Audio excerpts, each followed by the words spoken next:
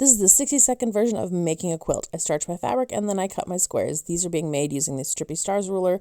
So I mark all of my squares. One side of the square gets stitched to a strip, then it gets ironed and it gets squared up.